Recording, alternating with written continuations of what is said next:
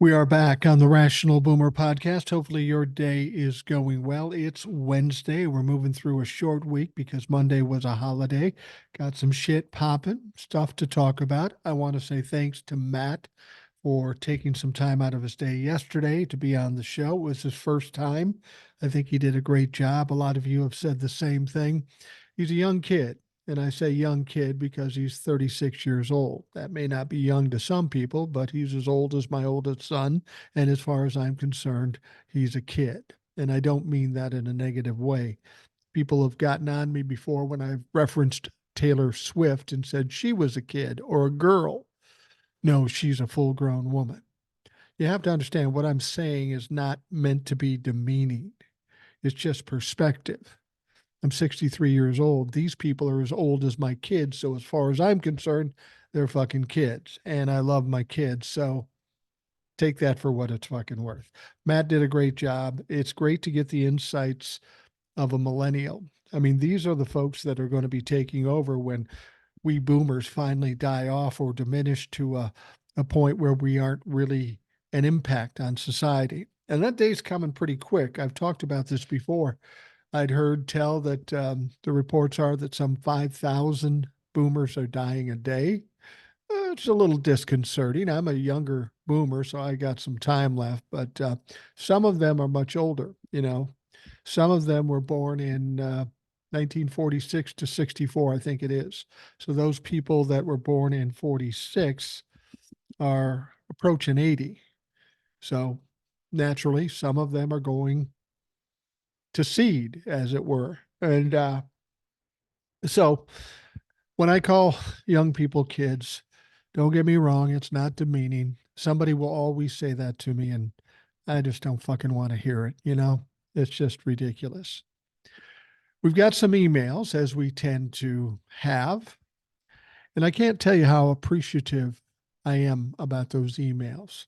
I've had other podcasters um, come up to me and say, "How do you get all those emails? I can never get emails." And I'm not sure how it is. Maybe it's that I'm a little more welcoming to emails. I respect the emails more than maybe some other podcasters because I read every one of them. Because to me, what you have to say is just as important to this show as what I have to say. And I like being able to interact with the audience. That's why having listeners on the show is such great fun to me. And again, if you have questions or comments or what have you, you can email me at rationalboomer@gmail.com. If you want to come on, email me. We'll set something up. Matt, it took a little time for him to get up the courage to do it, but he did. I found it very interesting. After we went off, I tried to get his wife to be on camera. We were talking off the show, and um, she was a little self-conscious about it. She didn't need to be, but I understand it. I have a wife that I've said, "Why don't you come on the show? They'd fucking love it," and she won't do it. There's no reason not to. She's just a little self-confidence. Not everybody is comfortable about being in front of a camera. I'll be honest with you. I never felt really that comfortable being in front of a camera. Having been in radio all my life, nobody ever saw my face. I could look like just about anything. And then when I got past worrying about that shit, I said, fuck it. We'll do it. We'll be on camera. We'll do whatever and let the chips fall where they may. All right. Let's get to some of the emails and talk about what's going on. First one comes from, I think, Garage Door Jeff. Hi, Boomer. Old Soul has inspired me to give back more, and you and Eric talking about John Jr.'s lack of job skills gives me the opportunity. I'm figuring that Junior didn't get some basic fatherly training. I was raised by a near Amish Pennsylvania farm boy, so this is where I can help. I've got a nice guest room. My wife and I will put Junior up, feed him, and honestly treat him with full hospitality. This will be a 6-month program. Junior and I will work shoulder to shoulder and learn to dig with shovels and heavy bars. We'll scrape sand and paint. There'll be seminars on grass mowing, raking, brush cutting, and hauling. Many fun activities. And even though I'm 20 plus years his senior, I'll work right there with him every inch, coaching, encouraging. Hell, I might even have a baseball catch with a little motherfucker. Oh, so charitable. I cannot tell you how much I would enjoy working closely with Junior. I imagine that at the end of the summer, we'd be a lot like Andy Griffith and Opie. Oh, I'm sure. And Junior's resume will be a little spiffier. He can go grab one of those jobs that those greedy immigrants are doing. That's what I call win win. Best garage door, Jeff. P.S. I will require the Junior to put down his powdery drugs. Weed only zone up in here. Well, Jeff, I doubt he's going to take you up on it. I don't think his soft, small hands could handle some of the work you might put him through. But it's a nice gesture. It's really a nice gesture and shows just how sensitive of a man you are. For me, I wouldn't be so charitable. I'd say, fuck Junior, put him in a jail cell where he belongs and let him fucking rot. All right. Next one comes from a woman by the name of Granny Gooch. You almost got to meet a woman with that name, don't you? Granny Gooch. That's a cool name. She wrote a comment. She said, "Why was your last TikTok muted? The one about the New York trucker strike. Love you, Granny Gooch." Yeah, that's a thing. I don't get too much trouble with my videos. I don't get them taken down, and I don't get too many sound taken off my videos. But I did on that one. And maybe I got a little too aggressive. I referred to Trump humpers as pussy ass bitches, and maybe they took offense to that. But I was basically talking about how the truck strike was a joke um, because it made no goddamn sense. These people all work for other people. They aren't going to allow them to feel themselves and just not do the work they were hired to do. And if they do, and if they own their own trucking company, then they're going to lose money. And then somebody will come in behind them and take up the business happily because they have a reasonable mind. And so I went on and on about this whole thing, not to mention the fact that they've made these kinds of threats before and none of them have come to pass. So it was a joke. And I got about 30,000 views on that video. It was, it was doing all right. But then all of a sudden, I see that the sound is taken off and I don't understand why. And there's really no explanation except one word. When I look at the violation, it said originality. I go, originality? I'm not lip syncing something here. I'm not duetting or stitching somebody. This is all me. Comes out of my head, then out of my mouth. How much more fucking original can you get? And what I presume happened was one of these Trump humpers didn't like the fact that, well, I was right and they looked stupid. So they complained and they had to come up with a reason. So they came up with this originality issue. Now, the interesting thing about this is I appealed it. I appealed it shortly after the audio was taken off. I have yet to hear back from that appeal. I've had this happen one other time regarding originality. It's ridiculous. I don't air anything that's not original. And so, and that one was denied. I would love to talk to somebody as to have them explain how what I was doing was not original. But of course, there's nobody to talk to. TikTok pretty much pisses me off sometimes. But TikTok is kind of a means to an end. The whole reason for getting on TikTok was to build an audience to ultimately do the podcast. And it's worked out pretty well, maybe better than I'd expected. So I will continue doing the TikToks. And I feel a responsibility. I have 310,000 peers on that app who kind of expect me to be there and tell them what I tell them. And I respect that. Don't necessarily respect TikTok, but I do respect the folks that follow me and are loyal to me. And I feel an obligation to be there for them. So I always will be until such a time that the app kicks me off or the app crumbles in flames. I don't know which will happen, but we know apps all have a shelf life. But I'm going to use it as long as I can. But I went on later and I did a TikTok and I said, look, I've been pretty lucky here. I don't get messed with too much with regards to um, my videos, and I'll keep doing the videos. But if you ever have a problem finding my videos. I hear a lot of people saying, you never come up in my FYP anymore. What's going on? And that's just TikTok dicking around. I don't know what they're doing. So I made a point to say, look, if you're having trouble finding me, you have other options. You can find The Rational Boomer on Facebook, on Instagram, and on YouTube. And some of you that are listening to this podcast are watching it on YouTube. And I'm starting to feel better about YouTube. Things are kind of picking up. I like the idea that we have a video version of the podcast. And I'm thinking down the road, I don't know, it could be years down the road, but YouTube may be the ultimate base for the Rational Boomer. We'll keep doing TikToks, Instagram, and Facebook as long as we can. But I like YouTube. I seem to feel like I have more freedom here, more flexibility. We'll see what happens. Those of you that watch me on YouTube, I appreciate it immensely. And I'm just telling TikTok folks, if TikTok fails you and doesn't show you my videos or takes down my videos, you'll always see the videos, the same videos in their full and natural form right here on YouTube. All right. We have yet another email. Mike, let me first apologize for my rant last time.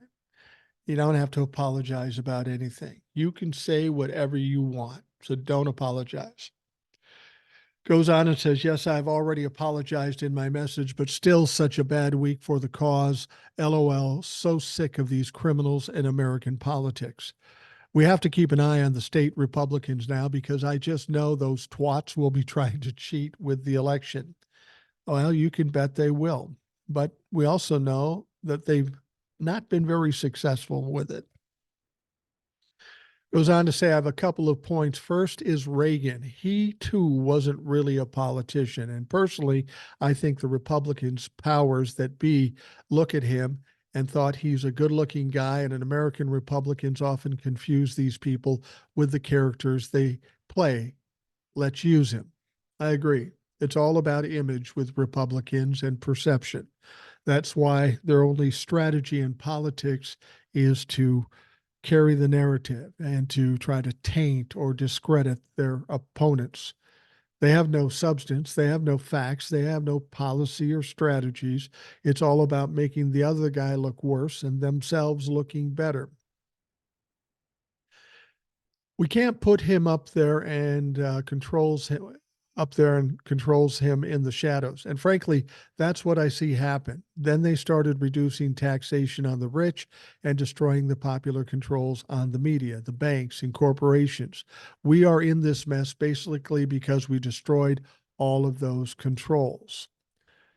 Trump, I think, like Reagan, the powers that will be thought he would be the same. But that motherfucker is an idiot and an egomaniac, and he swallowed his own hype. He realized he was the most powerful man in the world, and he got drunk on that shit. So there you go. Even Trump's backers have distanced themselves from him as he got more extreme, as seen by his lack of big donors. This runaway train is on a serious decline, and he'll run everyone off the cliff sooner rather than later. Did you see the sneaker con crap? The boos were phenomenal. Did you notice Fox said he was cheered? Yeah, I did. But, they got sued and lost $888 million for lying. So this shouldn't be a surprise. They even dubbed the clip, the things Fox does for ratings. I was watching Legal AF and it made me laugh. I would recommend anyone to watch it. His lawyers had to produce a document listing his past liabilities in connection with his True Social crap. It's called Trump's Entire Life's Work Instantly Crumbles as he is exposed. It lists all the companies he's bankrupted, and this is his lawyers producing this. It tells you when he started them up and when they were declared bankrupt. Well, I laughed. I tell you, it's well worth watching it. I really can't see how anyone would want anything to do with him in a business way. One of his businesses lasted 2 months before it went bankrupt. I hear Florida, after fighting it tooth and nail, may actually have to put abortion on the ticket this year. So that's good news. We don't seem to see these things on the mainstream media or Ron DeSantis these days. I wonder if his political career is over yet. He's still throwing up a bigoted bill while his state goes to hell. Let's hope all those Florida men stop voting in bigot idiots. Anyway, I'm leaving it there. Love the new guest. Very interesting. Yours, Angela. Well, thank you very much, Angela. And you're right, Matt did a great job. And your comparison to of Donald Trump with Ronald Reagan is legit. The thing about Donald Trump, and I don't know if this was the case with Ronald Reagan, it could be because Ronald wasn't really known to be exceptionally bright either. He was a good speaker and he had a good presence and he had a grandfatherly presence, and people seemed warm and fuzzy by that. Donald Trump's a different deal, though. Donald Trump has never been one of those guys you say, I really like him. It was more, this motherfucker intrigues me. This motherfucker's entertaining. And I think the Republicans saw something different in Donald Trump than maybe they saw in Reagan. If they got to know Donald Trump, they realized this motherfucker's easy to manipulate. He's got some emotional issues. He's got some insecurity problems, and we can use that. This is what I've said all along. Now, to suggest that Donald Trump came into the position to be evil, that gives him too much credit for thought. And I don't think he has that ability. He doesn't think ahead. He doesn't consider the past. He's only in the moment, and he will say whatever he has to say to enrich himself or to give people the impression he wants them to have. And I think the Republicans, the people with a little more intelligence, but even more evil, recognize this. And they thought, well, he's a good front man, but he's a hell of a puppet too. We can manipulate this fuck to do whatever we want. And they did. And the evil fucks in the Republican Party accomplished a lot while Donald Trump was in office. But the evil fucks didn't count on Donnie Trump getting a big following and going off the rails. Now Donnie Trump is looking at the puppet masters and saying, fuck yourself, we're going to do it my way. And his way can't do anything but fail. I mean, we see it every day. He's failing every fucking day. So I think the Republicans liked him because they could manipulate him at first, and now he's gotten out of control and they don't know what to do. They can't jump off the train because they might get hurt, but if they stay on the train, they're going over the cliff. It's a tough choice. And of course, Republicans are cowards, so they're just holding fast and hoping for a fucking miracle. Unfortunately, that miracle isn't going to happen. All right, the next email. Mike, thank you for all you do. I have a couple of questions. I read somewhere that the 9% interest in New York had been dropped to 2%. Any info on that? I heard the same thing. Donald Trump is being charged 9% interest on the money he owes to the state of New York. And I've heard there was some new bill passed where it would go down to 2%. I heard that too. I don't know any of the facts of that. I'm not worried about that, because whether it's 9% or 2%, it's still too much money for Donald Trump. He cannot afford it. They're going to have to start liquidating his shit, and that is the downfall of Donald Trump. When his money is gone, his properties are gone, he'll be nothing more than a fucking shell. And that's when the mind starts to go even worse than it's already gone. Number two, she says, I also read that none of the felony indictments Trump has facing him have mandatory prison terms. If that's true, I doubt he'll spend a day behind bars. Any info on that? I have not heard that. I would have to think that there are some mandatory prison terms. Now, that may be the case in the Manhattan District situation, but I doubt it. But if we're talking about DC, Georgia, Florida, all that stuff, there's got to be mandatory prison terms. And just because there aren't mandatory prison terms doesn't mean he's not going to get it. Put it this way. Regardless of what case we're talking about, Donald Trump is going to get convicted multiple times. Um, and he is going to spend some time in lockdown somehow. Let me put it to you this way. If we're talking about the Manhattan District, and I don't know if this is true, I will check into it though.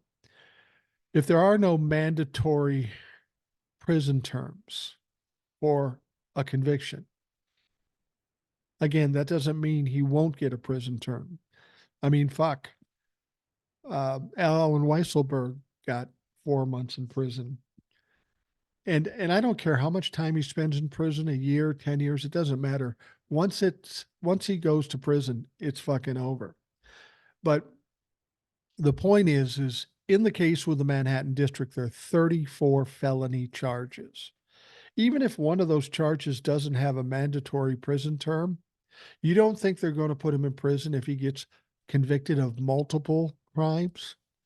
He's got 34. What if he gets half of them and he gets convicted of 17 felony charges? You don't think there's going to be some jail time there?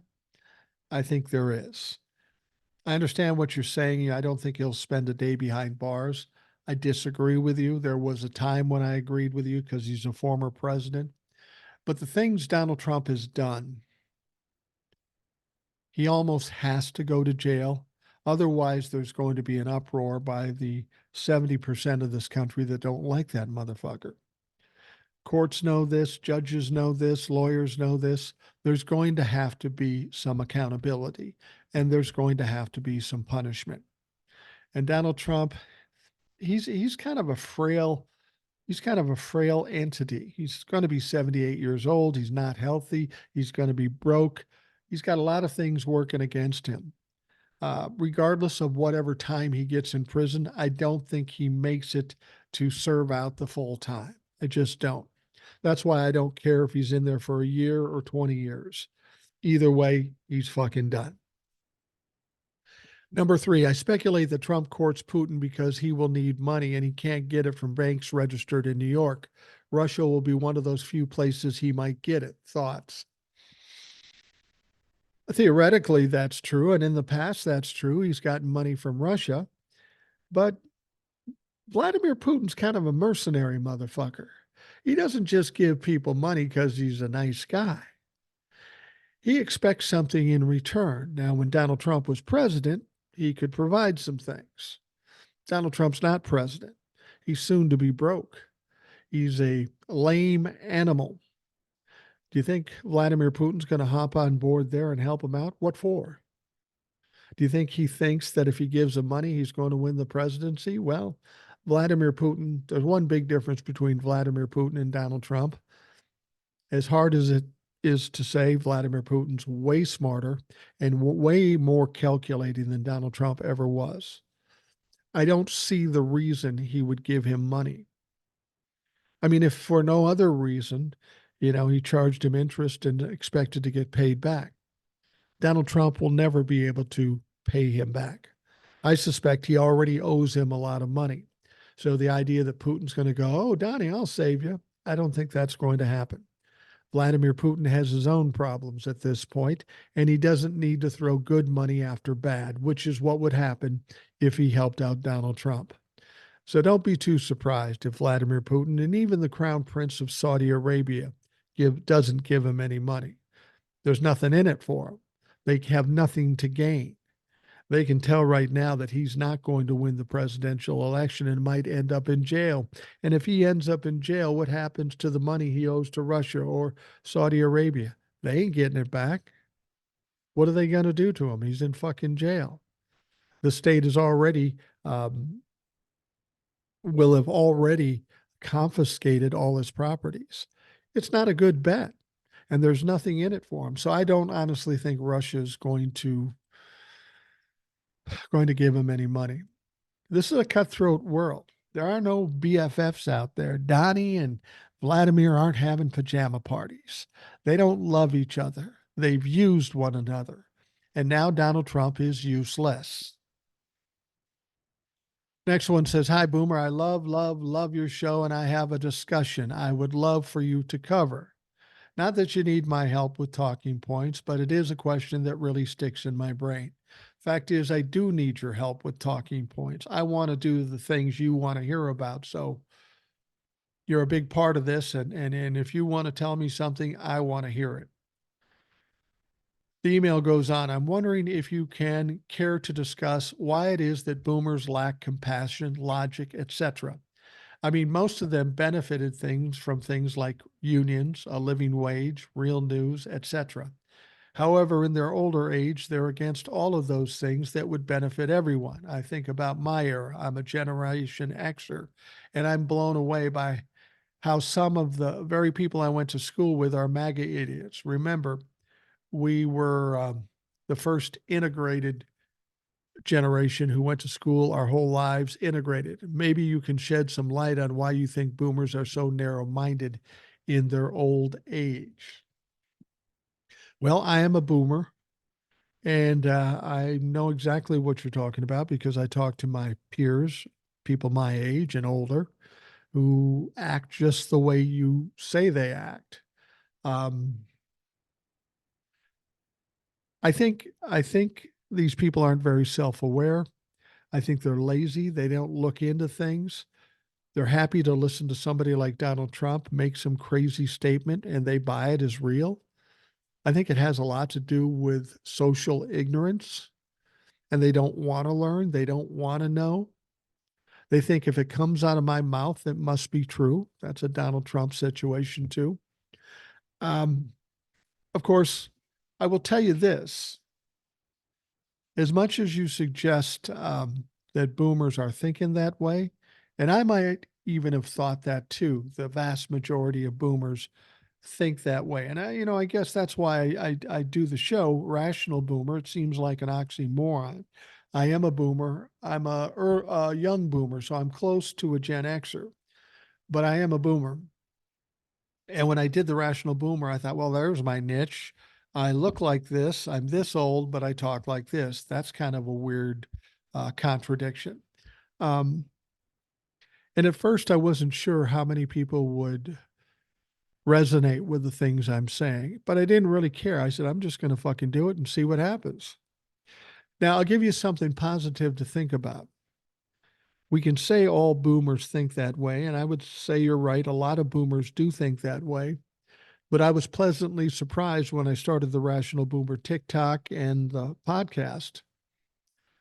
On TikTok, I have 310,000 followers or peers. On the podcast, I have thousands of people who listen every day. I'll be honest with you, I'm coming close to 1 million downloads on this show. I'll let you know when that happens. But the interesting thing and probably the thing that makes me feel the best about this, when I started doing Rational Boomer, I might have thought I'm the only one who thinks this way that happens to be a boomer. But clearly that's not the case. If you look at the demographics of the people who listen to the podcast and listen to TikTok, they're maybe not all boomers, but they're older people. A vast majority are boomers.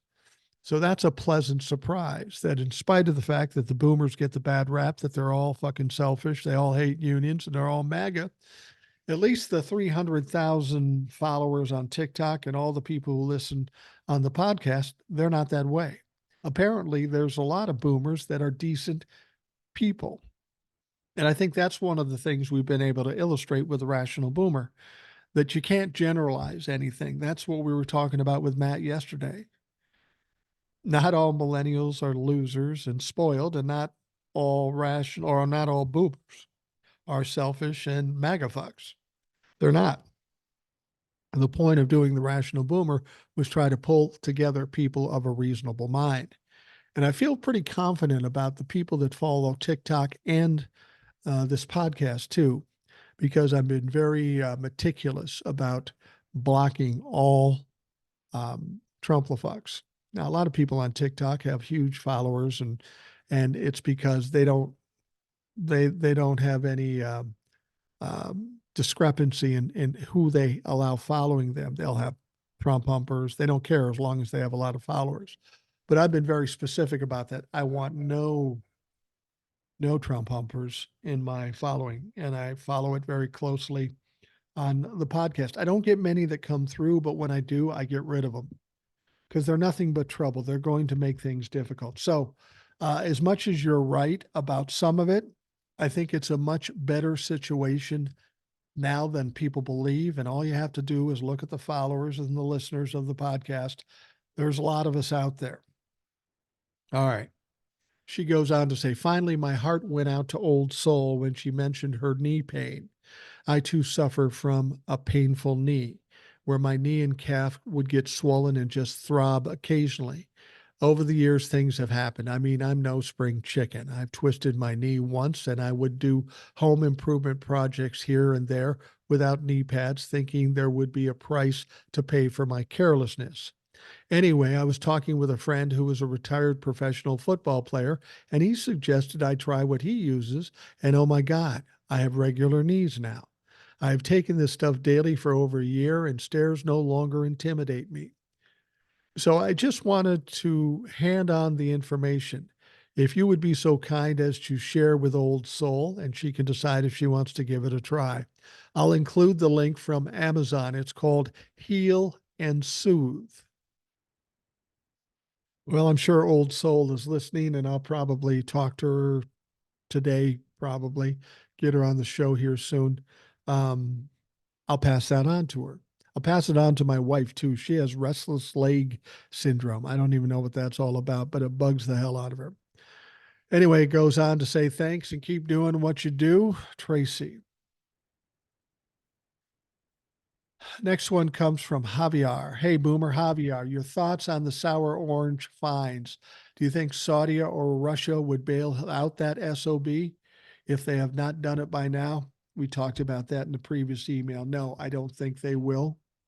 I mean, I could be wrong about that, but there's going to have to be something in it for them. And I don't know what he has at this point. He's not going to be president. He's going to be broke. He's going to be a pariah in this country. He's not a real good investment at this point. There's nothing for Saudi Arabia and Russia to gain from this situation. Next one says, Mike, I live in KC, about 20 minutes from Arrowhead and 30 minutes from downtown KC. I just saw on local news tonight that 2 adults have been charged in the shooting as well. The story went on to say that one of the adults pulled their weapon first. They believe that one of the adults may be responsible for the adult female's death.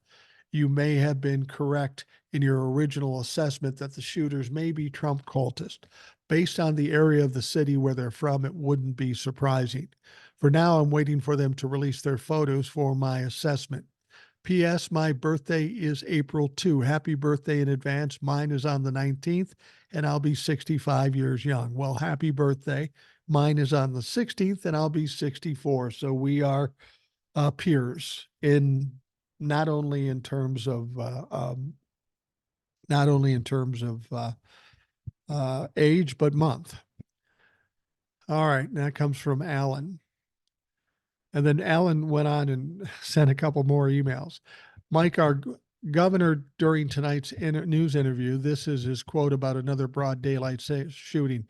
You can't make it easy for people to come around and make it easy to commit crimes. I'm in disbelief about this comment, but when he is a Republican, Alan. And then Alan goes on to say, Mike, I promise this will be the last email on the subject. It seems that these 2 men that were arrested were 19 and 23. Not hardly men in my book, but who am I to judge? Anyway, this event has hit this community hard. KC strong, bullshit on guns, don't kill people, Alan. Thank you, Alan. I appreciate that. You can write as many fucking times as you want. Absolutely. All right, the last email, then we'll do a break. Hello, Mike. I've been listening to your podcast for the last few months after discovering you on TikTok. I'm a fellow lifelong suffering Vikings fan that grew up in Superior, Wisconsin, just outside of Duluth, but have been living in Louisville, Kentucky for the past 29 years. I hold out hope and feel you're correct that Dirty Diaper Donnie will never find his way back to the White House. I promised my wife and kids in 2016 that the country would never elect someone so vile to the presidency, and of course, I was wrong. So it's understandable that they remind me of that when I tell them it will not happen again this time. I enjoy all your content and your wonderful guests, especially Old Soul. Take care and Skol Vikings. Lori. Yeah, I get it, Lori. There's a lot of people that have this fear built into them that Donald Trump is going to be president again. And I've said this before, you can't live your life in fear. This is the type of shit that Republicans are selling. It's all about fear with Republicans. You don't live in fear. You assume the best. You do what you have to do, and you don't worry about shit you can't control. That's the problem. People destroy their lives because they worry about shit they can't control. Just do the best you can and work the hardest you can and let the chips fall where they may. Um, I think I said this quote yesterday, and I'll mention it again. I saw this quote, and I don't know who gave me this quote. It was probably somebody of note, and I don't know who it is. Maybe some of you do. And they said, what you think, what you say, and what you focus on is what your life will be. And it's true. I know because I experience it. So, what that says basically is you make your own life, you make your own world by how you think. If you think negatively, things are going to be fucked up. If you assume you're going to lose, you're going to lose. If you focus on negative shit, you're going to deal with negative shit. And if that is true, then just don't fucking do that. It only makes sense. All right. We are going to take a quick break and we'll be right back.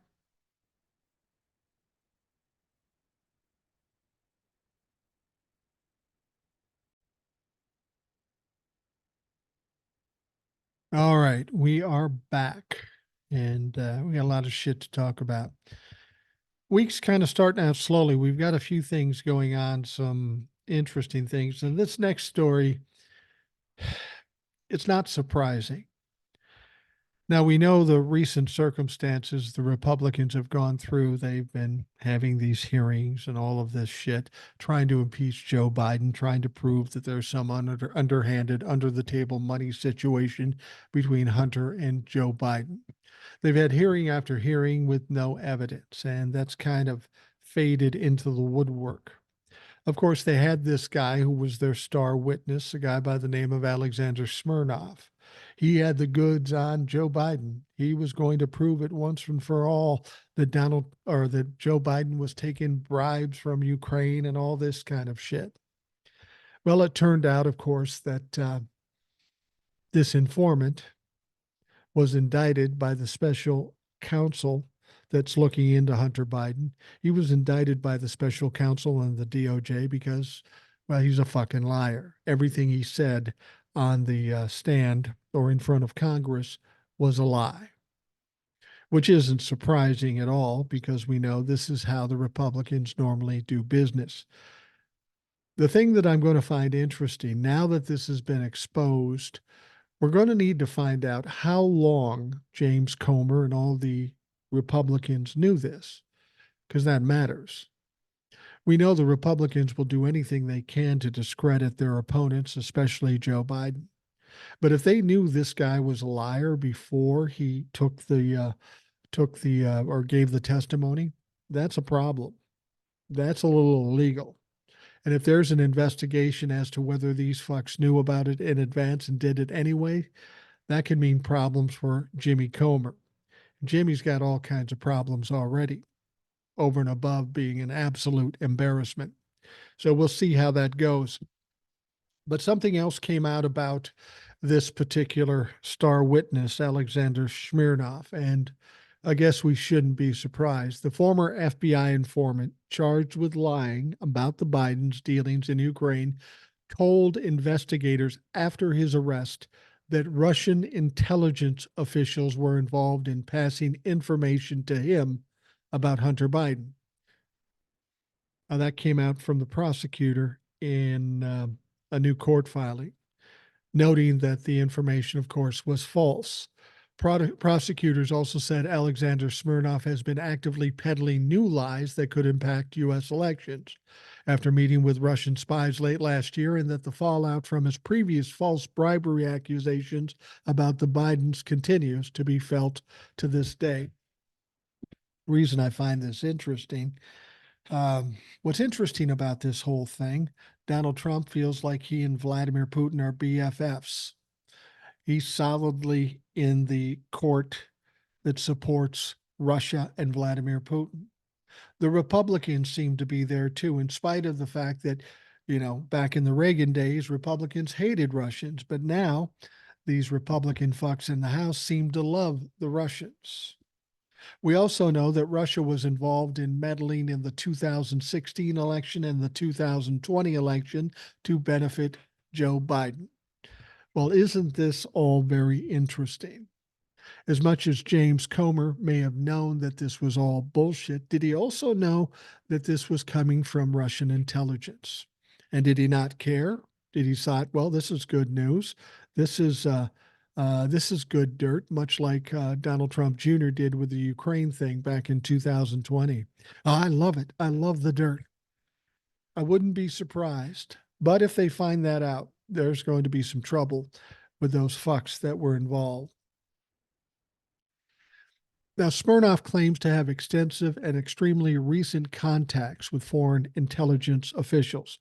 Prosecutors said in the filing, they said he previously told the FBI that he has a long-standing and extensive contacts with Russian spies, including individuals he said were high-level intelligence officers or command Russian assassins abroad. You might think, oh, these are just rogue guys. Vladimir Putin would have nothing to do with this. Bullshit. He's a murderous dictator, and he was once in the KGB. He's all about this shit. Prosecutors with special counsel David Weiss's team said Tuesday that Smirnov has maintained those ties and noted that in a post-arrest interview last week, Smirnov admitted that officials associated with the Russian intelligence were involved in passing a story about business person one, referring to Joe Biden's son, Hunter Biden. Now, the revelations about Smirnov's alleged foreign contacts were disclosed as part of Weiss's argument to keep him in jail while he awaits trial. A federal judge, however, ruled later Tuesday that Smirnov be released while he awaits trial. The release was granted with several conditions, including that Smirnov be subject to GPS monitoring and surrender both his American and Israeli passports. Smirnov declined to answer questions as he left the courthouse Tuesday evening. Now, prosecutors allege that Smirnov claims to have contacts with multiple foreign intelligence agencies, including in Russia, and that he could use those contacts to flee the United States. Trust me, if he can do it, he will do it. And the fact that he's tied to all these spies, there's probably other options for him getting out of the country. Now, this revelation comes amid backlash how Smirnov's now debunked allegations played into House Republicans' impeachment inquiry to the president. Smirnov has been charged with lying to the FBI and creating false records. He has not yet entered a formal plea, and his lawyers told CNN in a statement, Mr. Smirnov is presumed innocent. Yeah, you go with that. According to the no court filing, Smirnov told investigators he was in contact with 4 different Russian officials, all of whom are top officials and 2 of whom are heads of their entities they represent. Prosecutors did not independently verify in the filing whether Smirnov's reported contacts are legitimate, nor whether Russians provided him with disinformation about the Bidens. The false information that Smirnov reported was not trivial, prosecutors noted. Now, of a particular note is a story Smirnov allegedly told the FBI in September of 2023. He alleged that Hunter was recorded making phone calls to a Kiev hotel that is wired and under the control of the Russians. Federal agents said they knew Smirnov's story was false because Hunter Biden has never traveled to Ukraine. I mean, if you're going to lie, at least do some fucking research so you don't get exposed the next day. Now, Smirnov told investigators Russian intelligence officers would use the hotel to intercept cell phone calls made by prominent U.S. persons. Prosecutors said which the Russian government could use as compromat in the 2024 election. Compromise, basically, depending on who the candidates will be. Compromat is Russian term that refers to compromising information used for blackmail. And that's how the Russians do it. So this is all very interesting. Not only that this investigation and this inquiry into the impeachment of Joe Biden was absolute bullshit from the beginning, but that somehow this information came by way of Russia when we know the Republicans are in the pocket of the Russian government, particularly Vladimir Putin. This is all very troubling. This sounds like um, Russia has infiltrated our government, at least on the Republican side. That's a big deal. I mean, we can we can talk shit about the Republicans for being idiots and not uh, having any evidence and having a star witnesses that's being indicted, but that's not the big news here. The big news is how did Russian information get infiltrated into our Republican Party? They bought it hook, line, and sinker because they just wanted to discredit Joe Biden, and they bought it. If that isn't the essence of infiltration, I don't know what is. And that is troubling. Anytime Russia can impact this country or this government, we've got a big problem. So, in my mind, the Republicans all have to be investigated to see how much they're compromised. See, the way Russia does things isn't half ass. Sure, they're providing information against Joe Biden, which is false. But who's to say this Smirnoff guy or anybody else that's tied to Smirnoff in the Republican Party isn't going to be compromised by whatever Russia has, whether it be real or not real? That's the whole problem. And the thing we've got to think about is who can be compromised. And this is why Donald Trump can't be president of the United States. He's compromised in so many ways by so many foreign governments, by his own government. He can never sit in the White House again because he is compromised, and that could be disastrous. All right, next up, we've got this story we've been talking about. The White House says it is preparing additional sanctions on Russia in response to the opposition leader Alexei Navalny's death in an Arctic penal colony. Alexei Navalny was opposition candidate against Vladimir Putin. Of course, he was jailed. The idea that he was going to be killed shouldn't be a surprise to anybody. The fact that it took that long, I am a little surprised by that. But of course, Vladimir Putin did murder Alexei Navalny. Now, when they took him into captivity, America said, you better not kill him. If you do, there are going to be consequences. And of course, Vladimir Putin, like Donald Trump, doesn't think about consequences and said, fuck it, I'm going to do whatever the fuck I want to do. So yesterday, Biden and the government came out and said, come Friday, we are going to make an announcement and issue severe sanctions to Russia. Wow. Wonderful. I mean, what you have to understand about Russia at this point, America has already sanctioned the fuck out of them, sanctioned them so badly that the people in Russia are struggling and suffering. The United States certainly has hobbled the country of Russia and Vladimir Putin. And the reason they did that is because they attacked Ukraine. But the funny thing is, with all those severe sanctions, it didn't stop the war with Ukraine. So what was the point? So do we think that these new sanctions, these new severe, how much more severe can we get?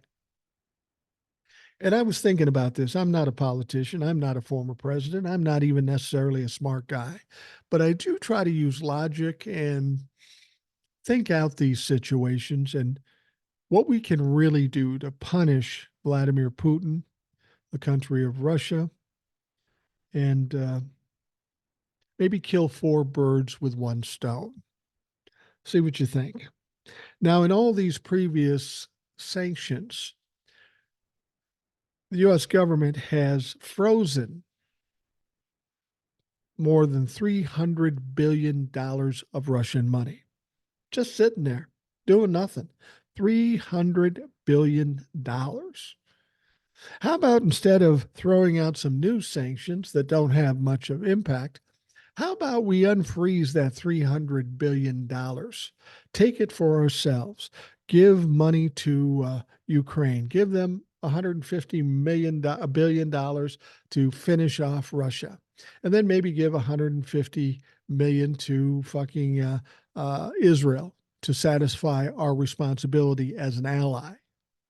People always get on me. Why do you want to give money to Israel? Why not? Why not the people in the Gaza Strip? Look, I've told you before, I don't want to get in that fight. I don't have a dog in the fight. I don't know much about it.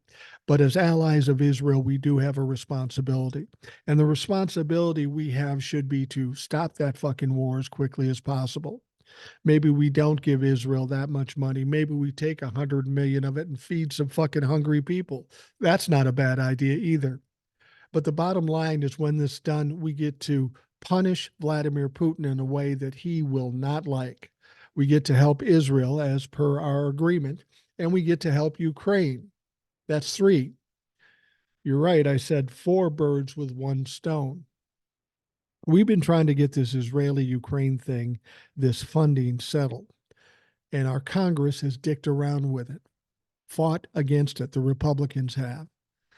So the fourth bird that can be killed with one stone is the U.S. Congress. If we just take that 300 billion and do what we need to do, then we can tell Congress to fuck the fuck off.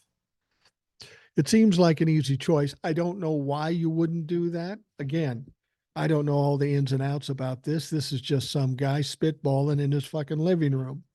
But it's about time we do something that actually has an impact, that does some good and holds people like Vladimir Putin accountable. I'm just fucking saying. Now, National Security Advisor Jake Sullivan said the sanctions on the eve of the 2-year anniversary of Russia's invasion on Ukraine will be a substantial package covering a range of different elements of the Russian defense industrial base and sources of revenue for the Russian economy that power Russia's war machine. That powers Russia's aggression, and that powers Russia's repression. Why the fuck haven't we already done that? Isn't the war with Ukraine and the atrocities they're doing in Ukraine? Why didn't we do that in the first place?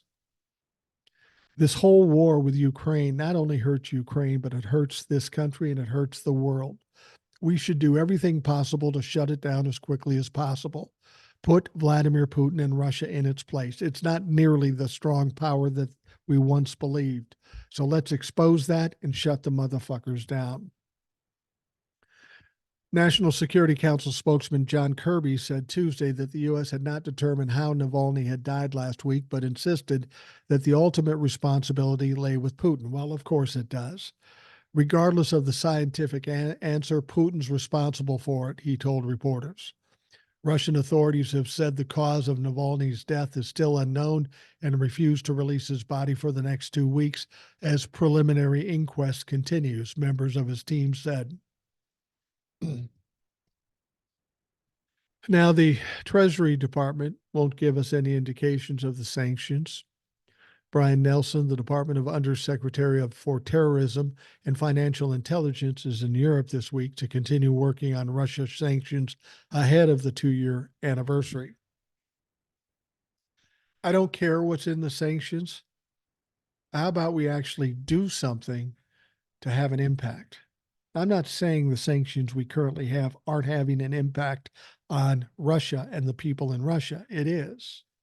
But that's not who we want to punish. We want to punish Vladimir Putin. Better yet, we want Vladimir Putin out on his ass, and we need to punish him. He's pretty well insulated because of his money and his protection and things. We've got to find a way to punish him and ultimately get him out. Now, policy experts have advanced an array of proposals meant to starve Russia of the money it needs to continue its invasion, from seizing the nation's central bank funds housed largely in Europe to lowering the Group of 7 price cap in Russian oil. A February working paper from the International Working Group on Russia Sanctions at Stanford University calls for heavier sanctions in Russia energy market. Because to be honest with you, that's the only way they make money from oil. They don't have any other products that they make a lot of money from. They want to lower the current $60 price cap on Russian produced oil to 30, as well as completing the EU and G7 ban on Russian hydrocarbons. So this is all very interesting.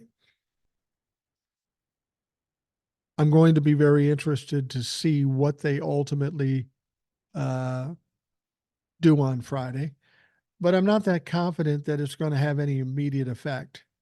And with people dying every day, don't you think there should be some urgency here? Don't you think that we should get on the stick and fucking fix some things? I'm hoping that they do that. I'm hoping that they do that. Um, but we'll see. We'll see what ultimately happens here. Um, I'm not that confident. And again, I'm not talking shit about Democrats. I've often said I'm not a Democrat and won't be a Democrat even after the Democrats win in November. I often see what we have going here is not Democrats against Republicans, it's Democrats and Republicans against us. Because up until 2015, Democrats and Republicans were 6 of one and half dozen of the other. They just came from different angles. At this point, we have a dumpster fire with the Republican Party. They are the priority. So we got to put that fucking fire out, get some sanity back in our government, and then deal with the real problems that we've always had in this country. Problems caused by Republicans and Democrats alike.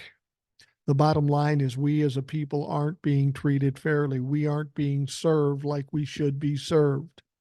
People have said to me, what are you going to do when the Democrats are in control? You'll have nothing to talk about. Oh, no, no, no, that's not true. We still got to keep the pressure on, whether they be Democrat or Republican. The court cases with Donald Trump and all the other sitting members of Congress, that's going to go on for a few years at least. We'll have plenty to talk about. You don't dig ourselves out of this hole by winning one election. We've got a long way to go. The first step is winning the election and taking the power out of the hands of Republicans. But even at that point, we got a lot of digging to do because they put us in a shitty place and we need to get out of it. And just that election won't be enough. All right. We've got the issue with the RNC. Donald Trump successfully pushed out Ronna McDaniel as chair of the Republican National Committee, and next his allies are planning to purge insufficiently loyal committee members. They're going to do a complete overhaul of the RNC, and they're all going to make them sycophants of Donald Trump. The former president endorsed his own daughter-in-law, an election denialist, state party chair, and a Trump campaign senior advisor to take over the RNC's top positions. And Steve Bannon and other sources told the Daily Beast that staffers and committee members were next. This is how Donald Trump does things. And Donald Trump has an agenda here. It's not that he wants to make things better for Republicans. This is going to make things much worse. Once he puts his stamp of approval on the RNC, then when Donald Trump will go down, so goes the Republican Party. And this is something I've said all along. Donald Trump will, at the very least, destroy the Republican Party. And for all intents and purposes, he's already done that. But this will put the cherry on the top. Donald Trump is in some serious money problems. And he thinks if he can get hold of the RNC, he can funnel off all the money from the RNC to him and not giving any money to the people that are Republicans in the down ballot. See what I say about Donald Trump? He only thinks about the moment in time and about himself. He doesn't think about the future. Let's say, and I don't mean this to say that it could happen, it won't happen. Let's say Donald Trump did siphon off all this money and he became president, but he took all the money from the down ballot. So the House of Representatives is all Democrat. The Senate is all Democrat. State legislators are largely Democrats. Donald Trump will be president. His only option at that point is to be a dictator if he can pull it off because he's got no fucking support. Donald Trump isn't thinking about the Republican Party. He isn't thinking about the country. He's just thinking about saving himself. He's like an addict. He needs money and he's going to grab it wherever he can get it from, whether it be the RNC or selling fucking tennis shoes. Now, Laura Trump said, I think within 30 days you'll see a purge of staffers from the RNC because it's a hotbed for anti-Trumpism. That was actually said by Bannon. That's the open secret. The Trump-backed leadership slate Laura Trump campaign advisor Chris LaCivitia and North Carolina Chair Michael Whatley still needs the approval of a majority of the party's 168 members, but once installed, they intend to expunge the organizations of careerist partycrats and replace them with staffers who have more campaign experience. He only hires the best people, and we saw how that worked out with his administration.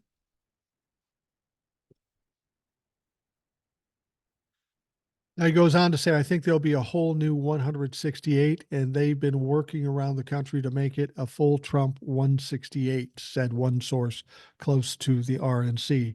Trump's going to make his own rules here, and he wants his own people in there. Well, of course he does.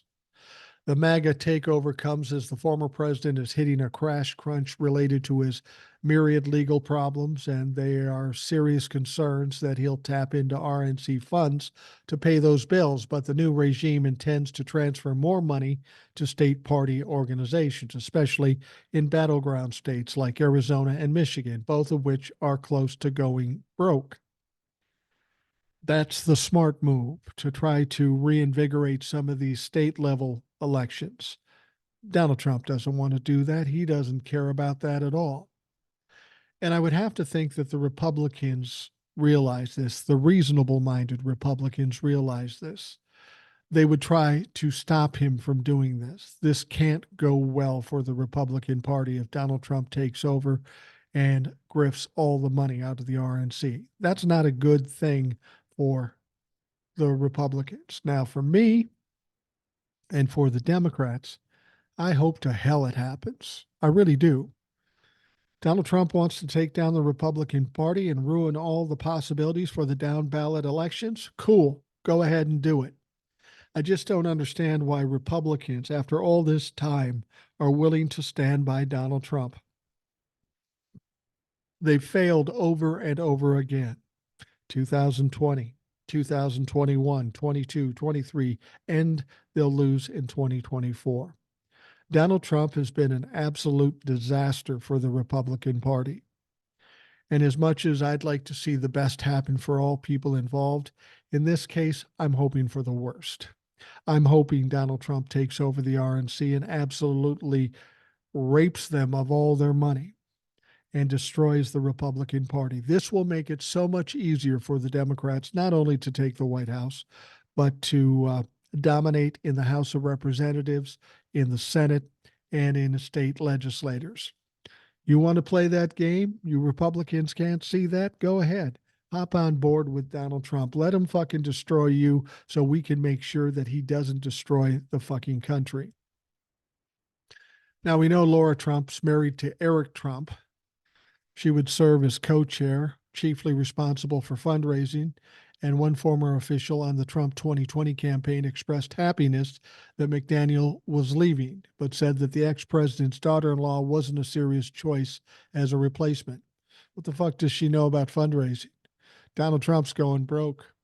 RNC. The DNC has $117 million in its war chest. RNC has $8 million. See, Donald Trump thinks he's going to get a constant flow of cash, but the Republicans are having a tough time fundraising too, for obvious reasons, because they're a fucking shit show.